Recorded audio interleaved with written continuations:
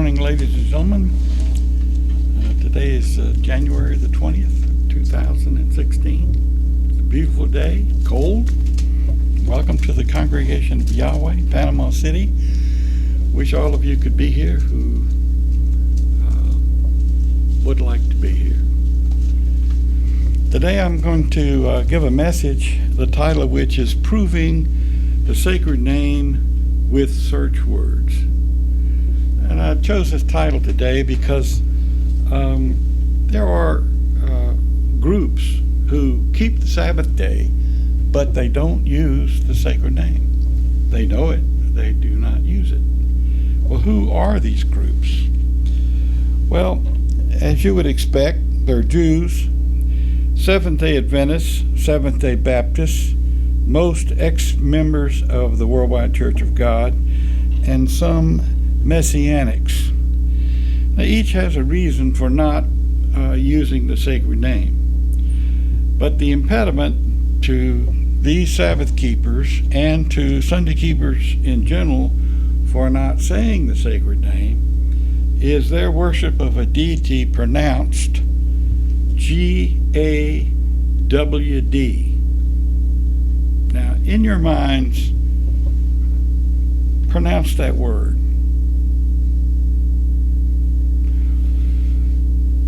It's commonly spelled capital G-O-D. Remember, it's G-A-W-D, and it's commonly spelled capital G-O-D. So today we're going to explore how this has come about. But a study of capital G-O-D will reveal it's not a name. It is the title of a thing. Not a name, the title of a thing. So is worshiping a thing not a violation of the third commandment against worshiping an idol of anything? Not wood, not stone, not metal, not money, not a word. And a simple study of capital G-O-D will reveal that it is not the name. It is, as I said, a thing, and that word, their use of that word, has come about through a kind of a surreptitious way. G-A-W-D, pronounced God, is commonly pronounced God in English circles.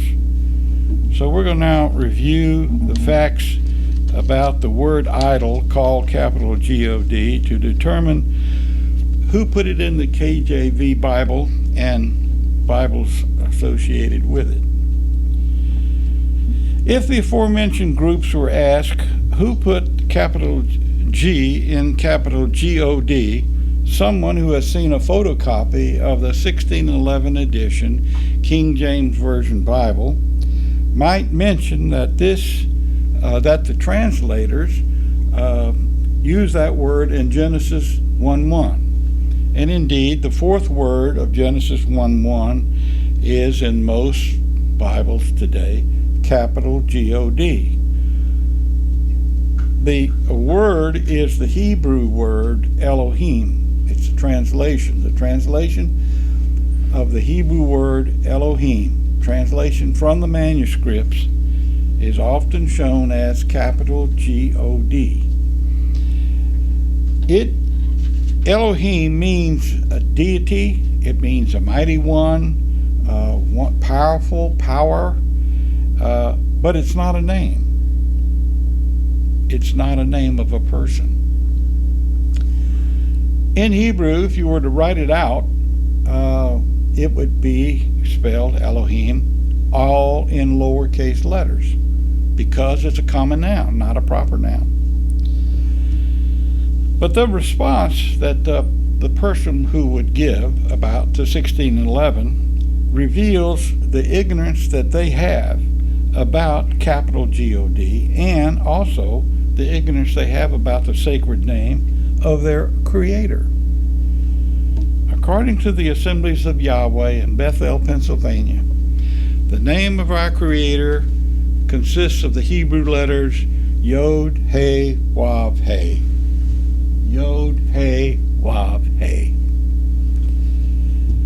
In English, they correspond to the letters YHWH. YHWH. Hebrew is read right to left.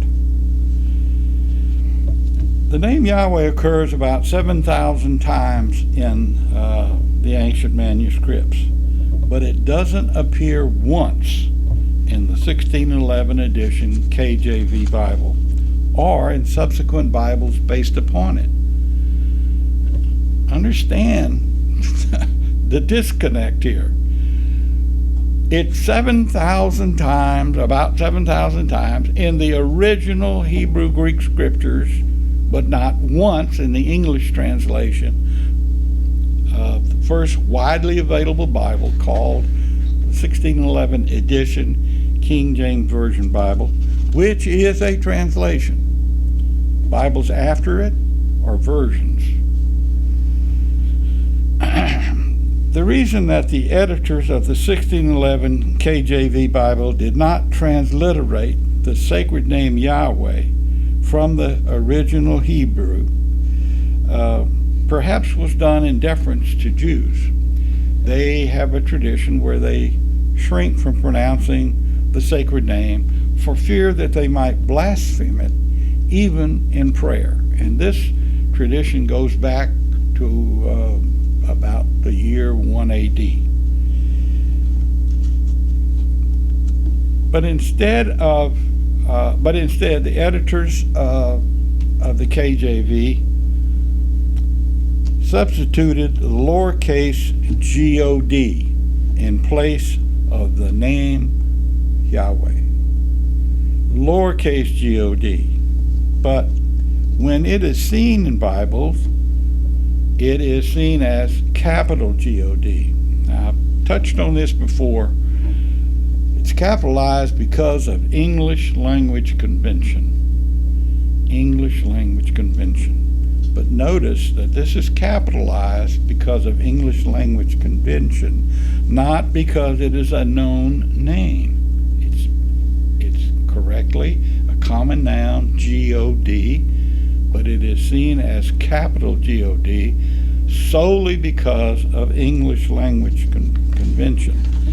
And because it's seen that way, millions upon millions for years and years believe that it is the name of their Creator. The Old Testament was translated into English from a few whole manuscripts, some partial manuscripts, and many fragments of manuscripts.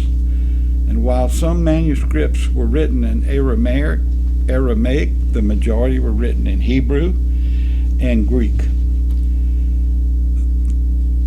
The ones that were written in Hebrew did not have vowel points that you see on Hebrew characters today, because the vowel points were not invented by rabbis until about AD 500. So when you find a modern publication, it will quite often show the Hebrew characters, letters, and they will have vowel points, but that's not the way the original manuscripts are shown. When these ancient manuscripts, whether they're Hebrew or Greek, are examined, the one thing is very clear: they're all copies. The originals having been worn out or disintegrated. Even those parchments that were made of lambskins, the vellums.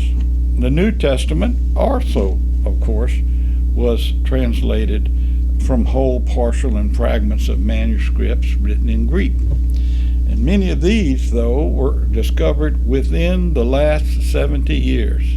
Within the last 70 years. This includes the Dead Sea Scrolls. Well, because they were discovered relatively recently, they were unavailable, obviously, to the translators of the 1611 edition KJV Bibles. And it is known that large portions of the New Testament in that Bible are actually Tyndale's work. He translated the Greek the Septuagint, which was written in Greek. He translated it into English.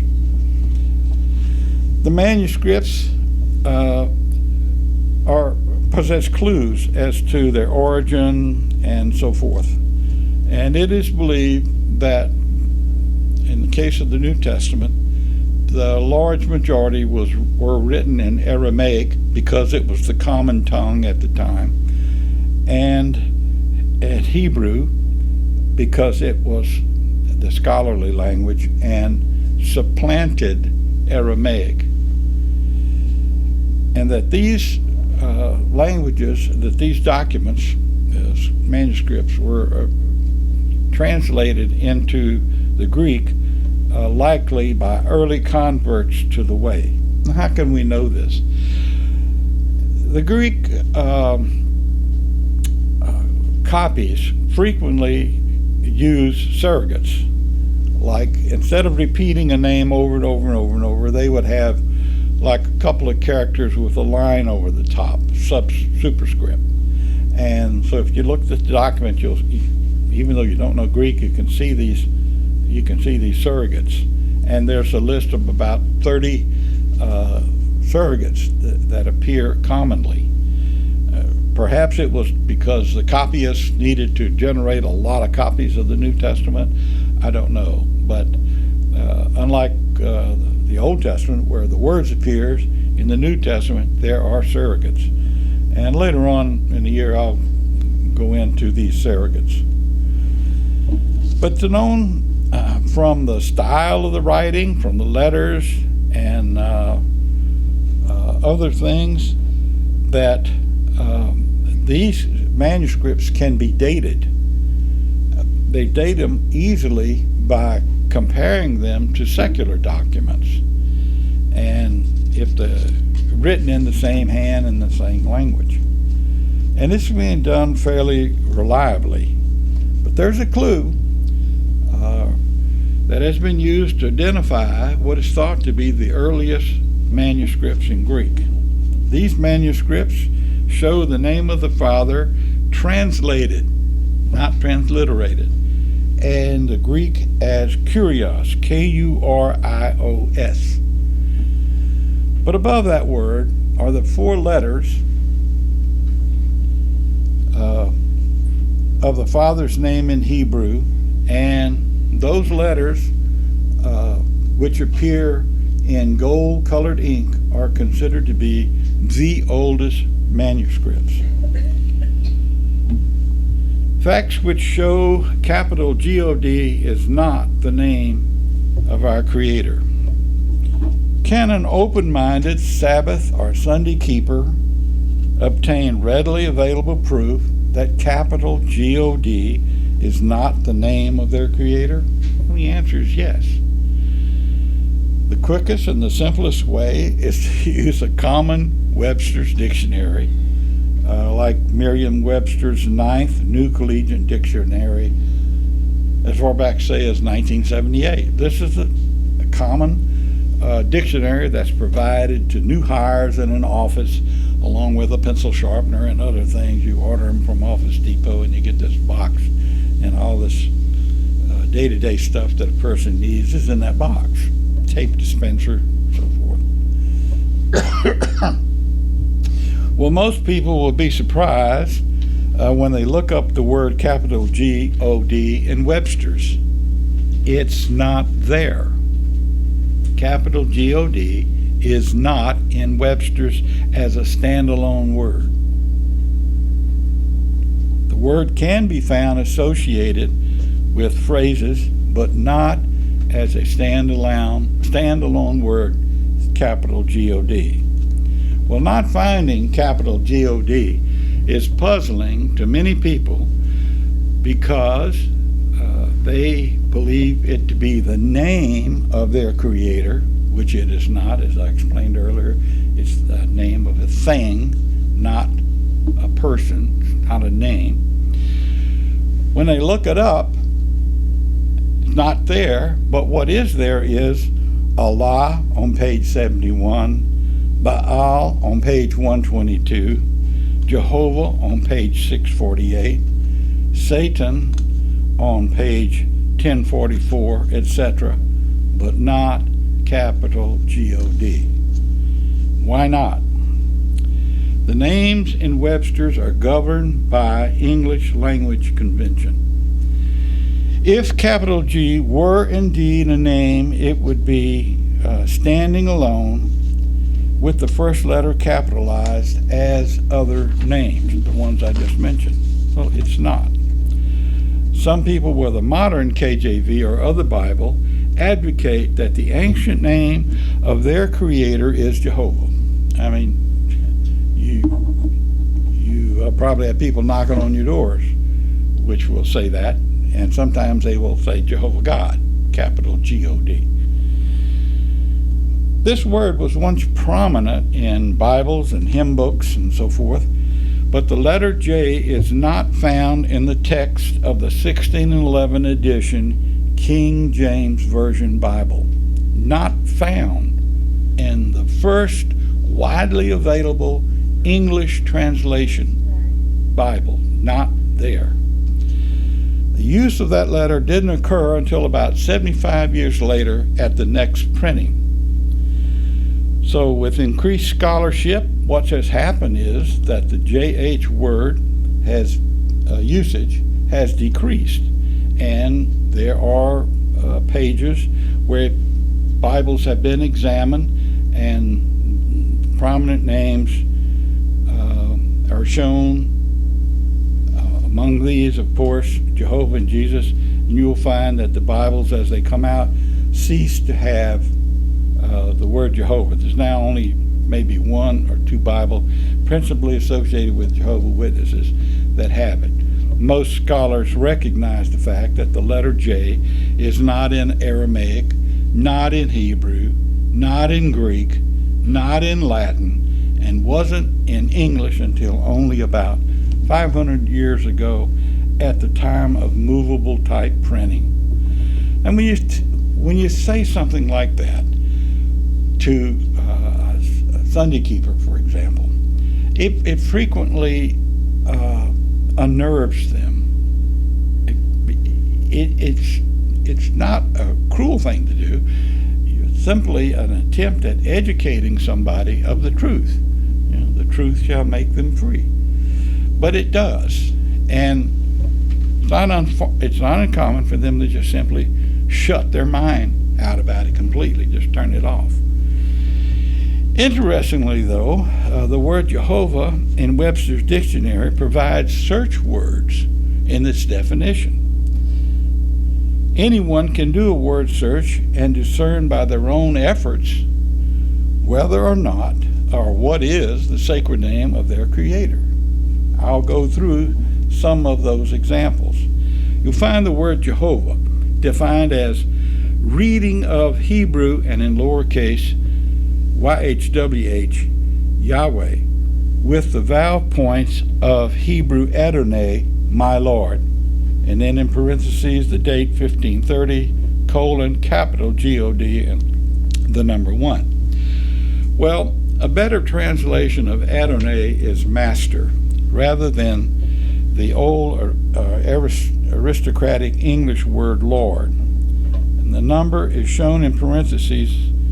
1530 is the earliest recorded use of the JH word in English in the sense that the editors of Webster's could determine. Well, we happen to know what documents that they used to determine the validity of that date. It is in the Emphasized Bible, edited by Joseph Rothingham, which has in its preface, and I quote, "The pronunciation Jehovah was unknown until 1520, when it was introduced by Galantinus, but was contested by Lee Mercer, J. Dressurius, and L. Capellus as against grammatical and historical propriety." Galantinus was a confessor to the Pope, and he wrote this pamphlet. It essentially translated, essentially means the dagger of faith. And he coined this term Jehovah in that book.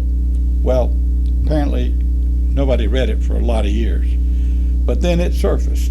And it surfaced about the time that the letter J came into vogue and from French usage.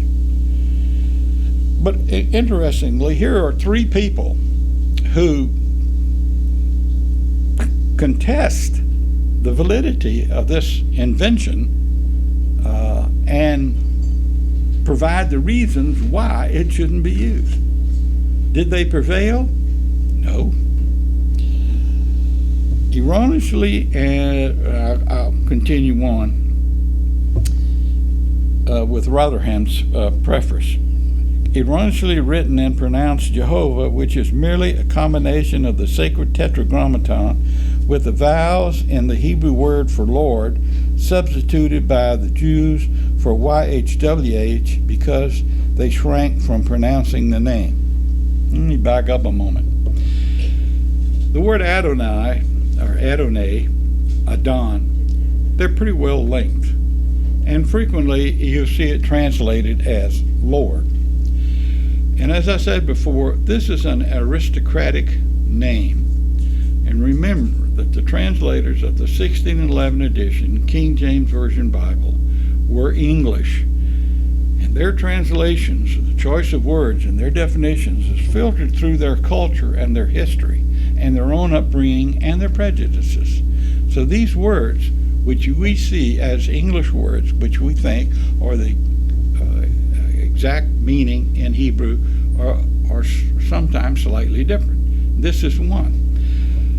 This word probably is more accurately translated master. Master. The word Lord in English in England is a person who has charge over, responsibility for, or gives care to things.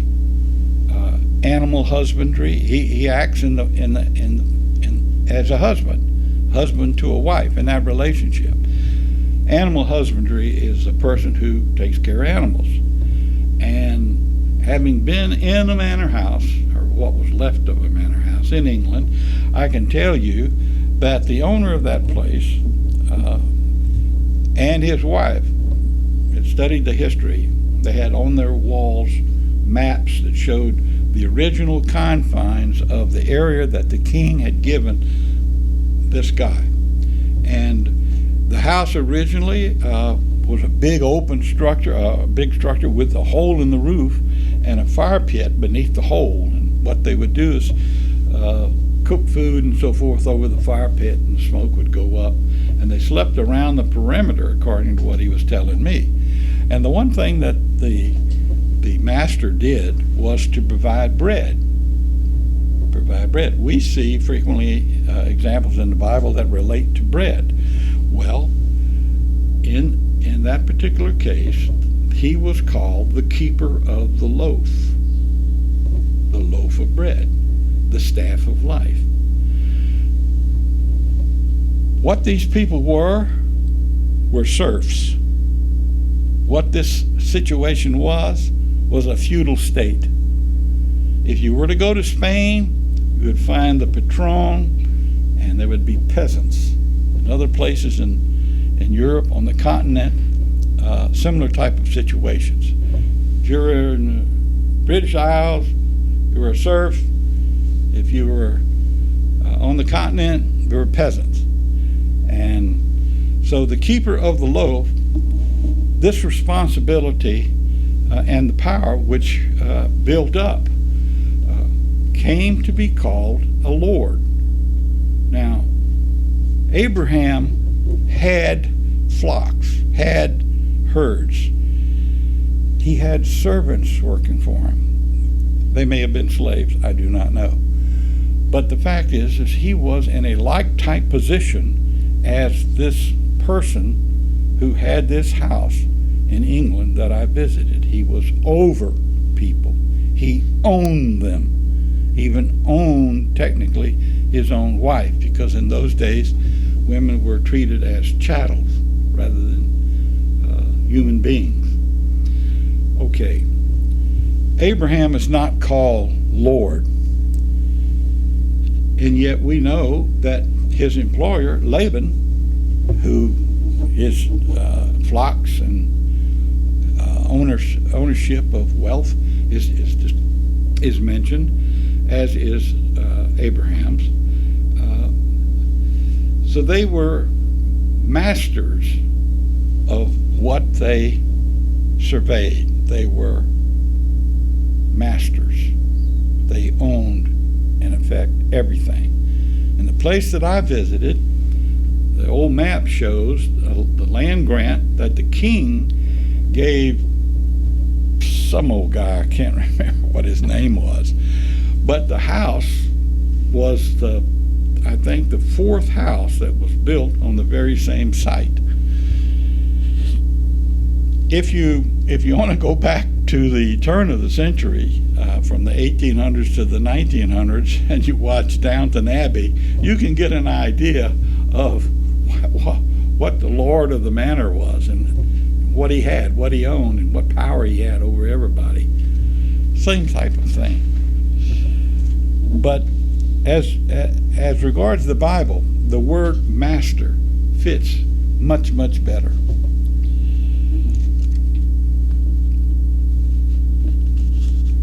To learn more about the sacred name, one must examine the other search words in Webster's under the definition of Jehovah.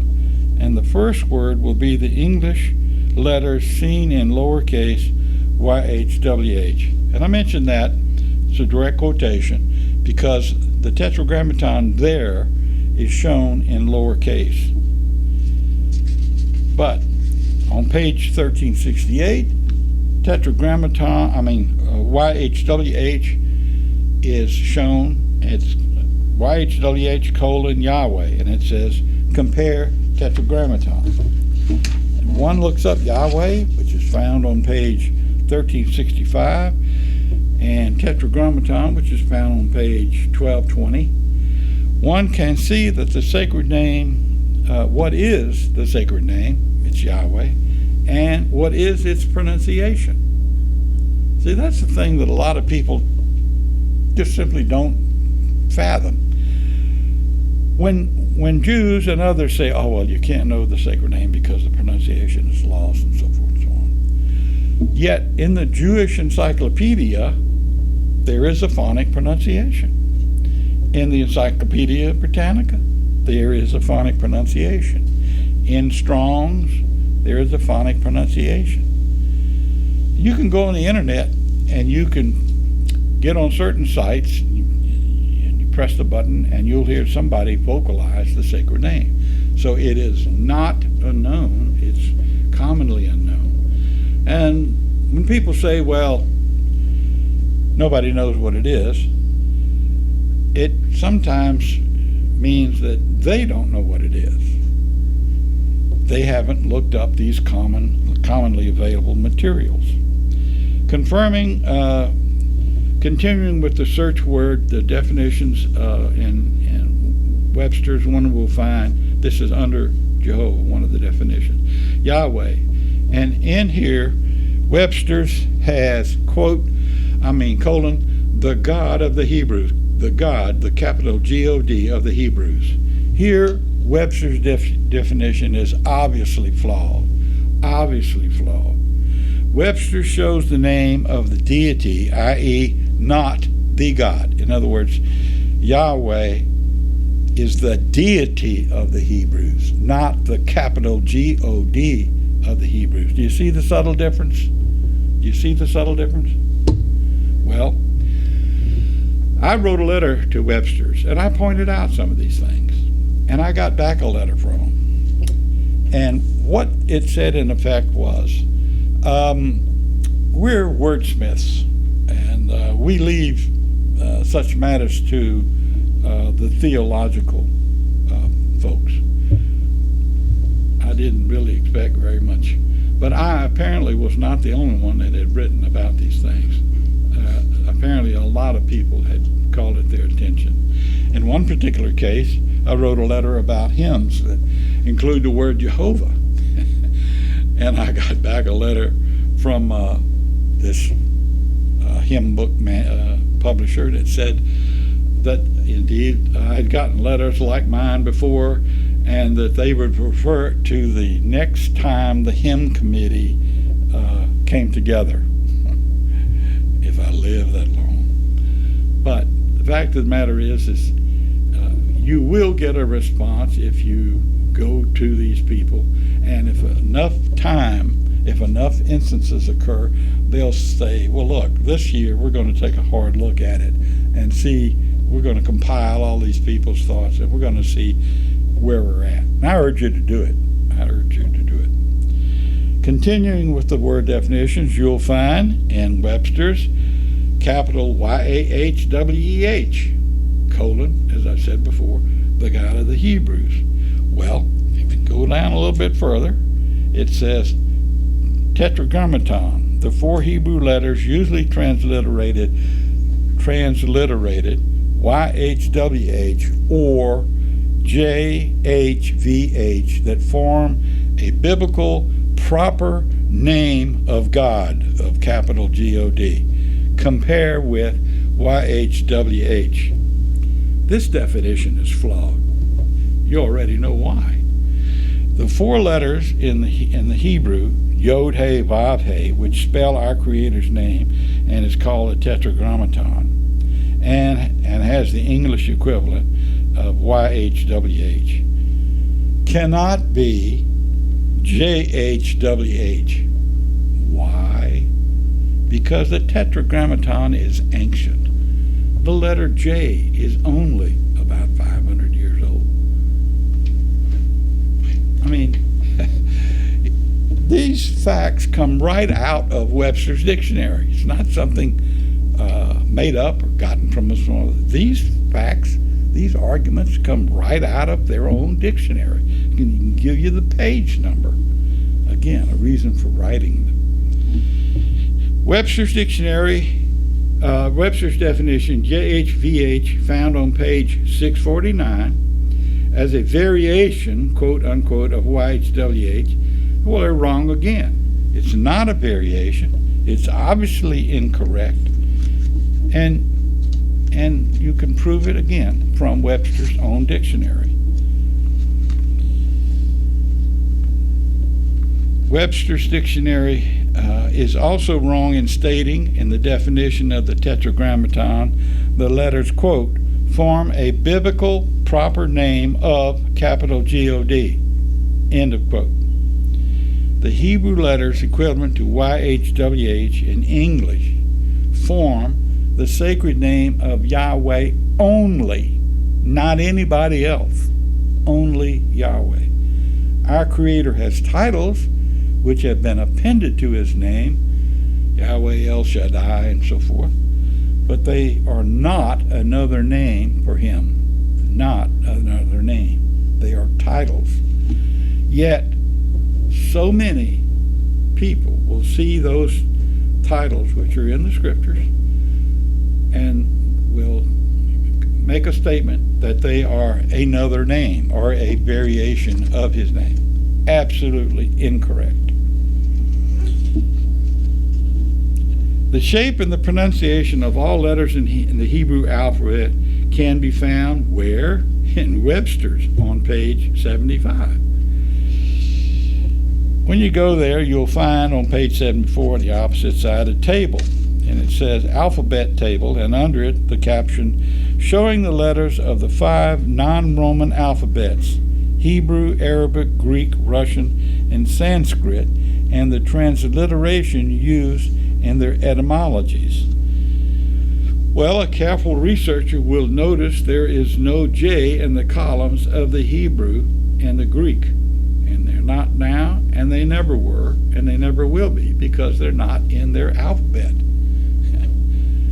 Duh. Is this too simple? Is this too simple for Webster to do a little back checking and say, how can we say that the alternate Tetragrammaton, it starts off with a J. When we turn right around and show in our alphabet table, there is no J in these languages. Well, as I mentioned before, the letter J wasn't added to the English language until about 500 years ago at the time of movable type printing. And a photocopy of the KJV does not contain the letter J in the text. The letter I is there, pronounced as a Y in yet. The book of Job, for example, is spelled I-O-B. If anybody would like to look these up, I brought along a photocopy of the 1611 edition KJV, and you can see it yourself. Since the letter J is not in the Hebrew alphabet, it cannot possibly be in the first letter of the Tetragrammaton, and neither could the letter be the first letter in the name of the Father or his Son, i.e., cannot be Jehovah, cannot be Jesus. Webster's New Unabridged Universal Unabridged Dictionary states the following about the letter J. Noun, the 10th letter of the English alphabet, formerly a variant of I. In the 17th century, it became established as a consonant only, as in Julius, originally spelled I-U-L-I-U-S.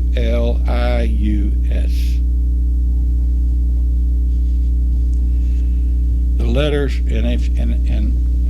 in the book, the 26 letters by Oscar Ogg on page 106 says the letters J, U, and W were not used by the Romans. J, Julius Caesar never had his name spelled with a J. It was spelled with an I. It just didn't happen. The U and the W were not used by the Romans. When you look on these monuments, you frequently will see a letter that looks like a V. That's what was used. It's actually a U, but it's shaped like a V. One of the most complete explanations of the history of the letter J as regards its religious significance can be found in the booklet titled The Mistaken J by Yahweh's New Covenant Assembly in Kingdom City, Missouri, and by The Missing J by Yahweh's Assembly and Messiah in Rochefort, Missouri. The answer to the question, who put the J in the G in capital G-O-D, some people might utilize the readily available James Strong's Concordance, History, and Greek Dictionary. We have one here in our cabinet. And if they look up the capital G-O-D alphabetically, they will see that it corresponds to number 430 in the Hebrew Dictionary. You've got the alphabetical section of Strong's, and then behind it you have the Hebrew and the Greek Dictionary. So if you find a word in the Old Testament or the New Testament, you can look it up in the Hebrew or the Greek Dictionary. Well, word 430 is Elohim, and I will read the definition. The plural of 433, Eloah, gods in the ordinary sense, but specifically used in the plural. Thus, especially with the article of the supreme capital G-O-D, occasionally applied by way of deference to magistrates and sometimes as a superlative, angels, exceeding, God, godly, godless, goddess, and very great, judges, and mighty. And the context of the word infers a plurality of deity. Wow. Plurality of deity. Word 430 is used to refer to those in authority, mighty, powerful, or of renown. And the chapter and the verse of the words defined can be found in Strong's Concordance, as can the spelling, phonic pronunciation, and definitions. Getting back to this fourth word in the book of Genesis 1:1, it would read, in the beginning, literally, taking this literally, G-O-D-S, gods. In the beginning, gods. Does that sound wrong? Because the Hebrew Shema says Israel had only one God. They had only one God that they knew about. They knew the Father Yahweh, but they didn't believe that there was a Son who was acting in his stead, doing the work that he was set out to do, they both being in agreement in mind and spirit to accomplish a common purpose. The Son being the Yahweh of the Old Testament. This is a foreign concept to the Jews at the time. It just did not exist. And many people today cannot accept that fact. But the Scriptures purely says nobody has seen Yahweh and lived. And in John it says, in the beginning was the Word. And it says that nothing was created except by him. I mean, how much plainer can it be? It just requires a different kind of thinking. Now, an interlinear Bible shows a reproduction of ancient Hebrew and Greek manuscript texts, a near literal word-for-word translation in English, a number which corresponds to either dictionary and Strong's Concordance, and a side column of smooth text. The Interlinear Bible by J.P. Green is based upon the KJV. However, in the present preface, Green acknowledges YHWH, Yahweh, as correct, but he says he utilized JHVH because it is, quote, more established English usage, unquote. So apparently Green considered profit more important than truth. Regardless, the Interlinear Bible, as does Webster, shows the four Hebrew letters of the Father's name, read left to right, as I've said before, Yod He Vav He, correspond to YHWH, known as the Tetragrammaton. But it's not commonly recognized how ancient that is, that name is. It is easily recognized in Paleo-Hebrew, and I have photographs of this, on the Moabite stone, which is dated 900 to 600 BCE, or BC for those who prefer that. It's on a silver amulet dated 700 BCE. Remember, this is the year 2015, so you got to add 700 on top of that. It's on a shard of pottery dated 900 to 800 BCE. There is no equivalent Paleo-Hebrew to capital G-O-D. None. Not found on ancient artifacts. All Hebrew letters are consonants, but the four letters of our Creator's name can be used as semi-vowels. One appears twice. This one. Insertion of the associated vowel amongst the consonants is how the pronunciation of a name in Hebrew, or word in Hebrew for that matter, is obtained, even today.